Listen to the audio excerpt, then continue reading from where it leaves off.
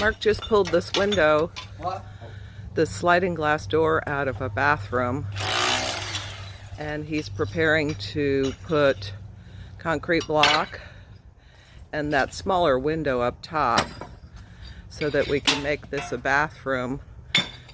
this tub a shower, and have two shower heads from two different ends instead of a tub. He's chipping up the plaster so that they could lay the block flat,